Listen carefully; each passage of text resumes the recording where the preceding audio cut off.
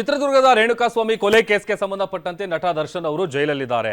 ಮತ್ತೊಂದು ಕಡೆ ದರ್ಶನ್ ಅವರ ಪರಿಸ್ಥಿತಿ ಹೇಗಾಗಿದೆ ಅಂತ ಅಂದ್ರೆ ದೇವರು ವರ ಕೊಟ್ಟರು ಪೂಜಾರಿ ವರ ಕೊಡ್ತಾ ಇಲ್ಲ ಅನ್ನುವಂತಹ ಪರಿಸ್ಥಿತಿಗೆ ಬಂದು ನಿಂತಿದ್ದಾರೆ ದರ್ಶನ್ ಅವರು. ಹೆಚ್ಚುವರಿ ಹಾಸಿಗೆ ದಿಂಬು ವಿಚಾರಕ್ಕೆ ಸಂಬಂಧಪಟ್ಟಂತೆ ನಡೆದಂತಹ ವಿಚಾರಣೆಯಲ್ಲಿ ಇವತ್ತು ಕೂಡ ಅವರಿಗೆ ಗುಡ್ ನ್ಯೂಸ್ ಸಿಗಲಿಲ್ಲ.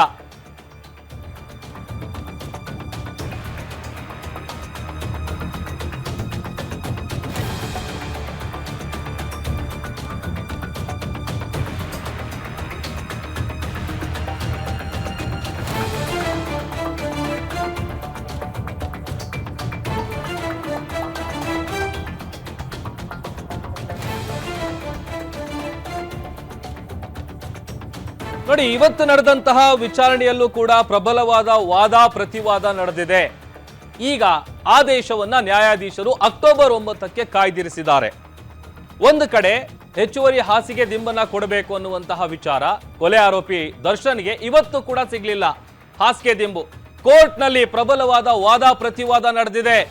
ದರ್ಶನ್ಗೆ ಬೆಡ್ ಕೊಡಲೇಬೇಕು ಅಂತ ಸುನಿಲ್ ಕುಮಾರ್ ಅವರು ವಾದ ಮಂಡಿಸಿದ್ದಾರೆ. ದರ್ಶನ್ ಪರ ವಕೀಲರು ಅವರ ವಾದಕ್ಕೆ ಎಸ್ಪಿಪಿಗಳು ಆಕ್ಷೇಪವನ್ನ ವ್ಯಕ್ತಪಡಿಸಿದ್ದಾರೆ. ವಾದ ಪ್ರತಿವಾದ ಆಲಿಸಿ ತೀರ್ಪನ್ನ ಜಡ್ಜ್ ಇದೀಗ ಕಾಯ್ದಿರಿಸಿದ್ದಾರೆ. ಅಕ್ಟೋಬರ್ 9ಕ್ಕೆ ಆದೇಶವನ್ನ ಕಾಯ್ದಿರಿಸಲಾಗಿದೆ. ಇನ್ನು 9 ದಿನ ದರ್ಶನ್ಗೆ ಮೆತ್ತನೆ ಹಾಸಿಗೆ ದಿಂಬು ಇಲ್ಲ.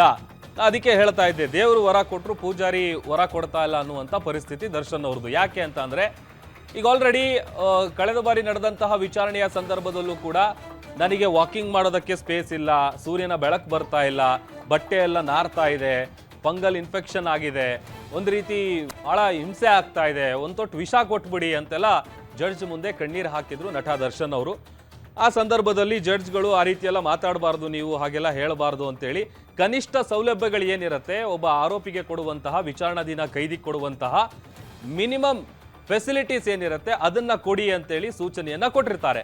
ಬಟ್ ಇವತ್ತು ನಡೆದಂತಹ ವಾದ ಪ್ರತಿವಾದದಲ್ಲಿ ಒಂದಷ್ಟು ವಿಚಾರಗಳನ್ನ ದರ್ಶನ್ ಪರ ವಕೀಲರು ಉಲ್ಲೇಖ ಮಾಡಿ ವಾದವನ್ನ ಮಂಡಿಸ್ತಾರೆ. ನಾವೇನ್ ಚಿನ್ನದ ಹಾಸಿಗೆ ಕೇಳ್ತಾ ಇಲ್ಲ, ಚಿನ್ನದ ದಿಂಬು ಕೇಳ್ತಾ ಇಲ್ಲ, ನಾವು ಕೇಳ್ತಾ ಇರೋದು ಅಟ್ಲೀಸ್ಟ್ ಬೇಸಿಕ್ ಫೆಸಿಲಿಟಿ ಏನಿರುತ್ತೆ ಅದನ್ನು ಕೊಡಬೇಕು ಅಂತ. ಆದ್ರೆ ಅದಕ್ಕೆ ಎಸ್ಪಿಪಿಗಳು ಆಕ್ಷೇಪವನ್ನ ವ್ಯಕ್ತಪಡಿಸಿದ್ದಾರೆ. ಈ ಬಗ್ಗೆ ಮತ್ತಷ್ಟು ಡೀಟೇಲ್ಸ್ ಅನ್ನ ಕೊಡ್ತಾರೆ ನಮ್ಮ senior crime reporter Ajay Kumar ನನ್ನ ಜೊತೆ ದೂರವಾಣಿ ಸಂಪರ್ಕದಲ್ಲಿ ಜಾಯ್ನ್ ಆಗ್ತಾ ಇದ್ದಾರೆ. ಅಜಯ್, ಆರೋಪಿ ದರ್ಶನ್ಗೆ ಇವತ್ತು ಕೂಡ ಹಾಸಿಗೆ ದಿಂಬು ಸಿಗ್ಲಿಲ್ಲ. ಎಗೇನ್ ಈಗ 9ನೇ ತಾರೀಕು, ಅಕ್ಟೋಬರ್ 9ನೇ ತಾರೀಕಿಗೆ ಆದೇಶವನ್ನ ಕಾಯ್ದಿರಿಸಲಾಗಿದೆ. ಏನ್ ಬೆಳವಣಿಗೆ ನಿರೀಕ್ಷೆ ಮಾಡಬಹುದು ನಾವು? ಖಂಡಿತವಾಗ್ಲೂ ಪ್ರಭು, ಅಂದ್ರೆ ಇಲ್ಲಿ ಹಾಸಿಗೆ ದಿಂಬು ಸಿಕ್ಕಿಲ್ಲ ಅಂತ ನಾವು ಹೇಳೋದಕ್ಕಾಗಲ್ಲ. ಆದ್ರೆ ಜೈಲ್ನ ಮ್ಯಾನ್ಯುವಲ್ ಪ್ರಕಾರ ಏನೆಲ್ಲ ಕೊಡ್ಬೇಕೋ ಅದೆಲ್ಲವನ್ನು ಸಹ ಕೊಟ್ಟಿದೀವಿ ಅಂತಾನು ಕೂಡ ಈ ಹಿಂದೆನೂ ಕೂಡ 2-3 ಹಿಯರಿಂಗ್ ಇಂದನೂ ಕೂಡ ಈಗಾಗ್ಲೇ ಏನೋ SPP ಕೂಡ ಹೇಳ್ಕೊಂಡ್ ಬಂದಿದ್ರು. ಹೀಗಾಗಿ ಆ ನಂತರ ಆ ಒಂದು ವಿಚಾರವಾಗಿ ಒಂದು ವರದಿಯನ್ನ ಕೂಡ ಕೊಡಿ ಅಂತಾನು ಕೂಡ ಏನು ಜಡ್ಜ್ ಕೂಡ ಹೇಳಿದ್ರು. ಆ ಒಂದು ವಿಚಾರವಾಗಿ ಏನು ಜೈಲ್ನ ಅಧಿಕಾರಿಗಳು ಕೂಡ ಈಗಾಗ್ಲೇ ಒಂದು ವರದಿಯನ್ನು ಕೂಡ ಸಲ್ಲಿಸಿದ್ರು. ಇನ್ನು ಇವತ್ತು ಖುದ್ದು ಏನು ಜೈಲಾಧಿಕಾರಿಗಳೇ ಕೂಡ ಬಂದು ಇಲ್ಲಿ ಹಾಜರಾಗ್ಬೇಕಂತಾನು ಕೂಡ ಹೇಳಿದ್ರು. ಸೊ ಹೀಗಾಗಿ ಇವತ್ತು ಚೀಫ್ ಸೂಪರಿಂಟೆಂಡೆಂಟ್ ಏನಿದ್ರೆ ಅವರು ಕೂಡ ಇದ್ದಂತಹ ಕೆಲವೊಂದು ದಾಖಲೆಗಳನ್ನ ಸಮೇತ ಇವತ್ತು ಮುಚ್ಚಿದ ಲಕೋಟೆಯಲ್ಲೂ ಕೂಡ ಇವತ್ತು ನ್ಯಾಯಾಧೀಶ ಮುಂದೆ ಕೂಡ ಹಾಜರಾಗಿದ್ರು. ಸ್ವತಃ ಇಬ್ರು ಅಧಿಕಾರಿಗಳು, ಜೈಲಿನ ಅಧಿಕಾರಿಗಳು ಕೂಡ ಇವತ್ತು ಹಿಯರಿಂಗ್ ಅಲ್ಲಿ ಭಾಗಿಯಾಗಿದ್ರು. ಇದರ ಜೊತೆಗೆ ಇವತ್ತು ಸಾಕಷ್ಟು ಒಂದು ವಾದ ಪ್ರತಿವಾದಗಳು ಕೂಡ ಇವತ್ತು ಆಯ್ತು ಅಂತಾನೆ ಹೇಳ್ಬೋದು. ಇನ್ನು SPP ಪ್ರಸನ್ನ ಕುಮಾರ್ ಕೂಡ ಸಾಕಷ್ಟು ವಾದಗಳನ್ನು ಕೂಡ ಮಾಡಿದ್ರು. ಅಂದ್ರೆ ಯಾವ ಕಾರಣಕ್ಕೋಸ್ಕರವಾಗಿ ಕ್ವಾರಂಟೈನ್ ಸೆಲ್ ನಲ್ಲಿ ಅವರನ್ನ ಇಡ್ಬೇಕು ಅನ್ನೋ ವಿಚಾರವಾಗೂ ಕೂಡ ಸಾಕಷ್ಟು ವಾದ ಆಯ್ತು. ಇನ್ನು ತಲೆದಿಂಬು ಆಗಿರ್ಬೋದು, ಹಾಸಿಗೆ ಆಗಿರ್ಬೋದು, ಮತ್ತೆ ಬೆಡ್ಶೀಟ್ ಆಗಿರ್ಬೋದು, ಈ ಒಂದು ವಿಚಾರವಾಗೂ ಕೂಡ ಸಾಕಷ್ಟು ವಾದ ಪ್ರತಿವಾದಗಳು ಕೂಡ ಆಯ್ತು. ಇನ್ನು 1 ಗಂಟೆಗಳ ಕಾಲ ಈ ಒಂದು ವಾದದಲ್ಲಿ ಸಾಕಷ್ಟು ವಿಚಾರಗಳನ್ನು ಕೂಡ ಇಲ್ಲಿ ಪ್ರಸ್ತಾಪವನ್ನು ಕೂಡ ಮಾಡ್ಲಾಯ್ತು. ಅದರಲ್ಲೂ ಕೂಡ ಪ್ರಮುಖವಾಗಿ ಹಾಸಿಗೆ ದಿಂಬು ಮತ್ತೆ ಚಾಪೆ ಏನಿದೆ ಅದನ್ನ ಜೈಲ್ನ ಮ್ಯಾನ್ಯುವಲ್ ಏನಿದೆ ಅದರ ಪರವಾಗಿ ಏನು ಅದು ಎಷ್ಟು ಕೊಡ್ಬೇಕೋ ಅಷ್ಟನ್ನು ಕೂಡ ನಾವು ಏನು ಇಲ್ಲಿ ಒದಗಿಸಿದೀವಿ.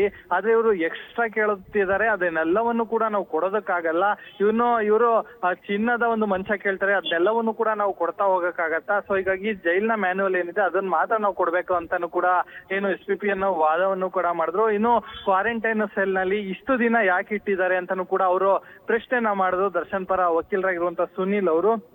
ಅದಕ್ಕೂ ಕೂಡ ಇವರು ಏನು ಉತ್ತರವನ್ನ ಕೊಡ್ತಾ ಹೋದ್ರು. ಅಂದ್ರೆ ಕ್ವಾರಂಟೈನ್ ಸೆಲ್ ಇರುವಂತದ್ದು ಜೈಲ್ನ ಒಳಗೆ ಇರುವಂತದ್ದು. ಸೊ ಹೀಗಾಗಿ ಅದು ಹೊರಗಡೆ ಏನಿಲ್ಲ. ಸೊ ಹೀಗಾಗಿ ಆ ಒಂದು ವಿಚಾರವಾಗಿ ಇಲ್ಲಿ ಮಾತಾಡೋದಕ್ಕೆ ಅರ್ಥನೇ ಇರೋದಿಲ್ಲ.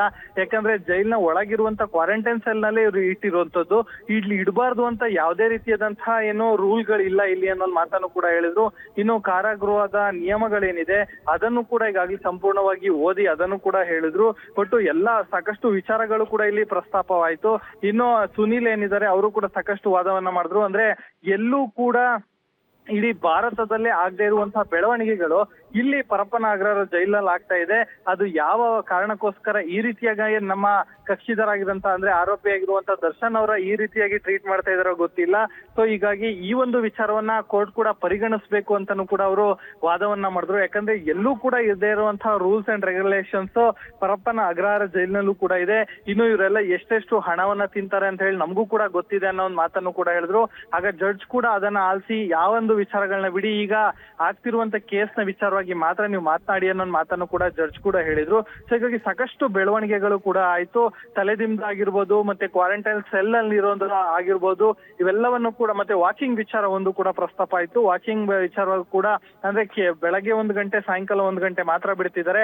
ಮತ್ತೆ ಅವರು ಹೋಗುವಂತ ಕಡೆ ಇಲ್ಲಿ ಬಿಡಕ್ಕೆ ಸಾಧ್ಯ ಇಲ್ಲ ಅನ್ನೋ ವಿಚಾರಗಳನ್ನು ಕೂಡ ಪ್ರಸ್ತಾಪ ಮಾಡಿದ್ರು. ಇನ್ನು ಅವ್ರು ಇರುವಂತ ಜಾಗಕ್ಕೆ ಬಿಸಿಲು ಬರ್ತಾ ಇಲ್ಲ ಅಂದ್ರೆ ನಾವೇನ್ ಮಾಡ್ಬೇಕು ಅಂತಾನು ಕೂಡ ಈಗಾಗಲೇ ಏನು SPP ಪ್ರಸನ್ನ ಕುಮಾರ್ ಅವರು ಕೂಡ ವಾದವನ್ನ ಮಾಡಿದ್ರು. ಹೀಗೆ ಸಾಕಷ್ಟು ವಾದ ಪ್ರತಿವಾದಗಳು ಕೂಡ ಇವತ್ತು ಕೋರ್ಟ್ನಲ್ಲೂ ಕೂಡ ನಡೀತು. ಎಲ್ಲವೂ ಕೂಡ ಆಲಿಸಿದಂತ ನ್ಯಾಯಾಧೀಶರು ಇನ್ನು ಈ ಒಂದು ಆದೇಶವನ್ನ ಏನು ಅಕ್ಟೋಬರ್ 9ಕ್ಕೆ ಈಗಾಗಲೇ ಕಾಯ್ದಿರಿಸಿದ್ದಾರೆ ಅನ್ನೋ ಮಾಹಿತಿ ಕೂಡ ಸಿಗ್ತಾ ಇರುವಂತದ್ದು.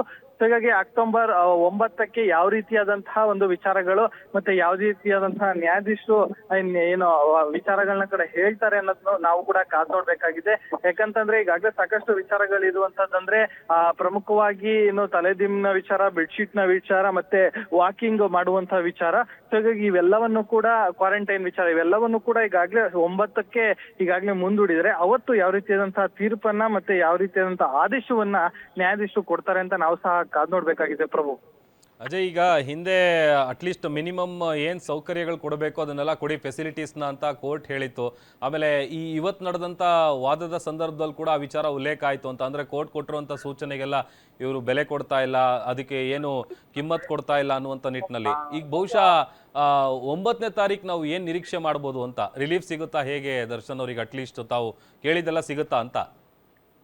ಖಂಡಿತವಾಗ್ಲೂ ಅಂದ್ರೆ ಇವತ್ತು ಕೂಡ ಏನು ಆಸ್ ಇಟ್ ಈಸ್ ನೀವು ಹೇಳ್ದಂಗೆ ಎಲ್ಲವೂ ಕೂಡ ಎಲ್ಲೋ ಆ ಪ್ರಸ್ತಾಪ ಆಯ್ತು. ಅಂದ್ರೆ ಎಕ್ಸ್ಟ್ರಾ ದಿಮ್ ಕೊಡ್ಬೇಕು, ಎಕ್ಸ್ಟ್ರಾ ಬೆಡ್ಶೀಟ್ ಕೊಡ್ಬೇಕು. ಯಾಕಂದ್ರೆ ದರ್ಶನ್ ಅವ್ರಿಗೆ ಬೆನ್ನು ನೋವಿನ ಸಮಸ್ಯೆ ಇರುವಂತದ್ದು ಎಲ್ಲರಿಗೂ ಕೂಡ ಗೊತ್ತಿರುವಂತಹ ವಿಚಾರ. ಯಾಕಂದ್ರೆ ಆ ಒಂದು ಬೇಸಿಸ್ ಮೇಲೆ ಅವರು ಕೂಡ ಹೈಕೋರ್ಟ್ ನಲ್ಲೂ ಕೂಡ ಏನೋ ಜಾಮೀನನ್ನು ಕೂಡ ಪಡ್ಕೊಂಡಿದ್ರು. ಆ ಸಂದರ್ಭದಲ್ಲಿ ಕೂಡ ಅವರಿಗೆ ಬೆನ್ನೋವಿತ್ತು, ಆಪರೇಷನ್ಗೆ ಹೋಗ್ಬೇಕು ಅಂತ ಹೇಳಿ. ಆದ್ರೆ ಸುಪ್ರೀಂ ಕೋರ್ಟ್ ನಲ್ಲೂ ಕೂಡ ಇವೆಲ್ಲವೂ ಕೂಡ ಪ್ರಸ್ತಾಪ ಆಯ್ತು. ಅವ್ರ ಬೇಲ್ ಕ್ಯಾನ್ಸಲೇಷನ್ ಆಗೋದಕ್ಕೂ ಕೂಡ ಇದೊಂದು ಕಾರಣ ಆಯ್ತು. ಯಾಕಂದ್ರೆ ಅವರು ಹೋಗಿದ್ದಂಥದ್ದು ಕೇವಲ ಏನು ಆಪರೇಷನ್ಗೋಸ್ಕರ. ಆದ್ರೆ ಇಲ್ಲಿ ಯಾವುದೇ ರೀತಿಯ ಆಪರೇಷನ್ ಆಗಿಲ್ಲ ಅನ್ನೋ ಒಂದು ವಾದವನ್ನು ಕೂಡ ಅಲ್ಲೂ ಕೂಡ ಏನು ವಕೀಲರು ಕೂಡ ಮಾಡಿದ್ರು. ಇನ್ನು ಈ ವಿಚಾರ ಈಗಲೂ ಪ್ರಸ್ತಾಪ ಯಾಕಾಗ್ತಿದೆ ಅಂದ್ರೆ ಅವರು ಕೇಳ್ತಿರುವಂತದ್ದು ಅಂದ್ರೆ ಬೆನ್ನ ಭಾಗದಲ್ಲಿ ಅಂದ್ರೆ ಕೂರುವಂತ ಸಂದರ್ಭದಲ್ಲೂ ಕೂಡ ನಂಗೆ ಕೂರೋದಕ್ಕೆ ಆಗೋದಿಲ್ಲ. ಸೊ ಹೀಗಾಗಿ ಆ ಬೆನ್ನ ಭಾಗದಲ್ಲೂ ಕೂಡ ಒಂದ್ ರೀತಿಯಾದಂತಹ ಬೆಡ್ಶೀಟ್ ಆಗಿರ್ಬೋದು ಮತ್ತೆ ತಲೆದಿಂಬು ಆಗಿರ್ಬೋದು ಇದನ್ನ ಹಿಡ್ಕೋಬೇಕು. ಯಾಕೆ ನನಗೆ ನೋವು ಕಮ್ಮಿ ಆಗತ್ತೆ ಅನ್ನೋ ಒಂದು ಮಾತನ್ನು ಕೂಡ ಈಗಾಗಲೇ ಅವರು ಕೂಡ ಹೇಳಿರುವಂತದ್ದು. ಸೊ ಆ ಒಂದು ವಿಚಾರವನ್ನ ಹಿಡ್ಕೊಂಡೆ ಇಲ್ಲಿ ಅವರ ಪರವಾದಂತಹ ವಕೀಲರು ಕೂಡ ಈಗಾಗಲೇ ವಾದವನ್ನು ಕೂಡ ಮಾಡ್ತಾ ಇದ್ದಾರೆ. ಹೀಗಿದ್ರು ಕೂಡ ಇಲ್ಲಿ ಎಕ್ಸ್ಟ್ರಾ ಕೇಳ್ತಿದ್ದಾರೆ ಅಂತಾನು ಕೂಡ ಇಲ್ಲಿ ಏನು SPP ಆಗಿರುವಂತಹ ಏನು ಪ್ರಸನ್ನ ಕುಮಾರ್ ಅವರು ಕೂಡ ವಾದವನ್ನ ಮಾಡ್ತಾ ಇರುವಂತದ್ದು. ಮತ್ತೆ ಜೈಲ್ ಅಧಿಕಾರಿಗಳಿಗೂ ಕೂಡ ಅಷ್ಟೇ ಎಷ್ಟು ಏನು ಕನಿಷ್ಠವಾಗಿ ಕೊಡಬೇಕು ಮತ್ತೆ ಜೈಲ್ನ ಮ್ಯಾನ್ಯುಯಲ್ ನಲ್ಲಿ ಎಷ್ಟಿದೆ ಅದನ್ನು ನಾವು ಸಂಪೂರ್ಣವಾಗಿ ಒದಗಿಸಿದೀವಿ. ಯಾವುದೇ ರೀತಿಯಾಗಿ ಇಲ್ಲಿ ಅವ್ರು ಕೇಳ್ದೋ ರೀತಿಯಲ್ಲಿ ಚಿನ್ನದ ಪಲ್ಲಂಗವನ್ನ ನಾವು ಕೊಡೋದಕ್ಕೆ ಆಗೋದಿಲ್ಲ. ಮತ್ತೆ ಅವರು ಇಂತಹ ಏನು ABCD ಆದಂತಹ ಸೆಲ್ ಏನಿರುತ್ತೆ ಅಂತಹ ಸೆಲ್ಗೆ ಹಾಕಿ ನಮಗೆ ಇಂತಹ ಸೆಲ್ ನಲ್ಲಿ ಹಾಕಿ ಅಂದ್ರೆ ಅದೆಲ್ಲವೂ ಕೂಡ ಅಸಾಧ್ಯ. ಹಾಗಾಗಿ ಅವೆಲ್ಲವನ್ನು ಕೂಡ ನಾವು ಕೊಡೋದಕ್ಕೆ ಆಗೋದಿಲ್ಲ. ಜೈಲ್ನ ಮ್ಯಾನ್ಯುಯಲ್ ಪ್ರಕಾರ ಏನಿದೆ ಅವನ್ನು ಕೂಡ ಕೊಟ್ಟಿದೀವಿ. ಮತ್ತೆ ಈಗಾಗ್ಲೇ ADGP ಆಗಿರುವಂತಹ ದಯಾನಂದ್ ಏನಿದ್ದಾರೆ ಅವರು ಕೂಡ ಸಾಕಷ್ಟು ಇನ್ಸ್ಟ್ರಕ್ಷನ್ಸ್ ಅನ್ನು ಕೂಡ ಕೊಟ್ಟಿದ್ದಾರೆ. ಇಂತಿಂತ ರೀತಿಯಲ್ಲೇ ಇರಬೇಕು, ಯಾರಿಗೂ ಕೂಡ VIP ಫೆಸಿಲಿಟೀಸ್ ಕೂಡ ಕೊಡೋಂಗ ಇಲ್ಲ ಅಂತಾನು ಕೂಡ ನಟ ದರ್ಶನ್ಗೆ ಅಂತಲ್ಲ ಇಲ್ಲಿ ಯಾರೇ ಆರೋಪಿಗಳಿಗಾದ್ರೂ ಕೂಡ ಅಷ್ಟೇ ಅಲ್ಲಿ ಜೈಲ್ನಲ್ಲಿ ಇದ್ದಾರೆ ಅಂದ್ರೆ ಅವರು ಜೈಲ್ನ ಮ್ಯಾನ್ಯುಯಲ್ ನ ಫಾಲೋ ಮಾಡ್ಬೇಕಾಗತ್ತೆ. ಸೊ ಯಾರು ಕೂಡ ಅವರ ಪರವಾಗಿ ಏನು ಕೆಲಸ ಮಾಡಬಾರ್ದು ಅನ್ನೋ ಒಂದು ಮಾತನ್ನು ಕೂಡ ಹೇಳಿದ್ರು. ಇನ್ನು ಇತ್ತೀಚೆಗಷ್ಟೇ ದಯಾನಂದ್ ಅವರು ಕೂಡ ಈಗಾಗಲೇ ಸರ್ಪ್ರೈಸ್ ವಿಸಿಟ್ ಅನ್ನು ಕೂಡ ಈಗಾಗಲೇ ಜೈಲ್ಗೂ ಕೂಡ ಕೊಟ್ಟಿದ್ರು. ಹೀಗಾಗಿ ಜೈಲಿನಲ್ಲಿರುವಂತ ಅಧಿಕಾರಿಗಳೇಂದ್ರೆ ಎಲ್ಲರೂ ಕೂಡ ಈಗಾಗಲೇ ಸಾಕಷ್ಟು ಸ್ಟ್ರಿಕ್ಟ್ ಆಗಿದ್ದಾರೆ. ಸೊ ಹೀಗಾಗಿ ಅವರು ಕೇಳೋ ರೀತಿಯಲ್ಲಿ ಎಲ್ಲವನ್ನೂ ಕೂಡ ಕೊಡೋದಕ್ಕೆ ಆಗೋದಿಲ್ಲ ಅನ್ನೋ ಒಂದು ಮಾತನ್ನು ಕೂಡ ಹೇಳಿದ್ರು. ಇನ್ನು ಇದಕ್ಕೆ ಪ್ರತಿವಾದವಾಗಿ ಮಾಡಿದಂತಹ ಏನು ಸುನಿಲ್ ಏನಿದ್ದಾರೆ ಅವರು ಕೂಡ ಅಷ್ಟೇ, ಪ್ರತಿಯೊಂದಕ್ಕೂ ನಾವು ಕೋರ್ಟ್ಗೆ ಬರ್ಬೇಕಾ, ಅಂದ್ರೆ ಕೇವಲ ಒಂದು ದಿಂಬು ಚಾಪೆ ಆಗಿರ್ಬೋದು ಇದನ್ನು ಕೇಳೋದಕ್ಕೂ ಕೂಡ ನಾವು ಕೋರ್ಟ್ಗೆ ಬರುವಂತ ಸ್ಥಿತಿ ಇಲ್ಲಿ ಬಂದಿದೆ. ಇದು ಯಾವ ರೀತಿಯಾದಂತಹ ನ್ಯಾಯ? ಯಾಕಂದ್ರೆ ಏನು ಭಾರತದಲ್ಲೇ ಇರುವಂತಹ ಎಲ್ಲಾ ಜೈಲಿನಲ್ಲೂ ಇರುವಂತಹ ಏನು ಮ್ಯಾನ್ಯುವಲ್ ಇಲ್ಲಿರುತ್ತೆ, ಆದ್ರೆ ಕೇವಲ ಇಲ್ಲಿ ಮಾತ್ರ ಇಲ್ಲಿ ಸಪರೇಟ್ ಮ್ಯಾನ್ಯುವಲ್ ನ ಇವರು ಸಪರೇಟ್ ಆಗಿ ಸಿದ್ಧಪಡಿಸ್ಕೊಂಡಿದ್ದಾರೆ ಏನೋ ನಮಗೆ ಅರ್ಥ ಆಗ್ತಾ ಇಲ್ಲ. ಯಾಕಂದ್ರೆ ಪ್ರತಿಯೊಂದಕ್ಕೂ ಕೂಡ ನಾವು ಇಲ್ಲಿ ಬಂದು ಕೇಳುವಂತ ಪರಿಸ್ಥಿತಿ ನಿರ್ಮಾಣ ಆಗಿದೆ ಅನ್ನೋ ಮಾತನ್ನು ಕೂಡ ಹೇಳಿದ್ರು. ಇನ್ನು ಜಡ್ಜ್ ಕೂಡ ಎಲ್ಲವನ್ನು ಕೂಡ ಆಲಿಸಿದ್ದಾರೆ. ಏನು ಅಕ್ಟೋಬರ್ 9ಕ್ಕೆ ಕೂಡ ಈಗಾಗಲೇ ಆದೇಶವನ್ನು ಸಹ ಕಾಯ್ದಿರಿಸಿರುವಂತದ್ದು. ಹೀಗಾಗಿ ಅಕ್ಟೋಬರ್ 9ಕ್ಕೆ ಯಾವ ರೀತಿಯಾಗಿ ಮತ್ತೆ ಇವರಿಗೆ ಎಕ್ಸ್ಟ್ರಾ ದಿಂಬ್ ಆಗಿರ್ಬೋದು, ಎಕ್ಸ್ಟ್ರಾ ಬೆಡ್ಶೀಟ್ ಆಗಿರ್ಬೋದು, ಮತ್ತೆ ವಾಕಿಂಗ್ ಮಾಡೋದಕ್ಕೆ ಅವ್ರು ಕೇಳಿದಂತಹ ಜಾಗ ಆಗಿರ್ಬೋದು, ಇವೆಲ್ಲವೂ ಕೂಡ ಸಿಗತ್ತಾ ಇಲ್ವಾ ಅನ್ನೋದನ್ನ ಇದಕ್ಕೂ ಕೂಡ ಒಂದ್ ರೀತಿ ಕುತೂಹಲ ಆಗಿದೆ. ಹಾಗಾಗಿ 9ಕ್ಕೆ ಎಲ್ಲದಕ್ಕೂ ಕೂಡ ಒಂದ್ ರೀತಿಯಾದಂತಹ ಉತ್ತರ ಸಿಗತ್ತೆ ಅಂತಾನೆ ನಿರೀಕ್ಷೆಯಲ್ಲಿ ಇರುವಂತದ್ದು ಅಂತಾನೆ ಹೇಳ್ಬೋದು Prabhu. Okay, thank you Ajay Kumar ನಿಮ್ಮೆಲ್ಲ ಡೀಟೇಲ್ಸ್ಗಾಗಿ.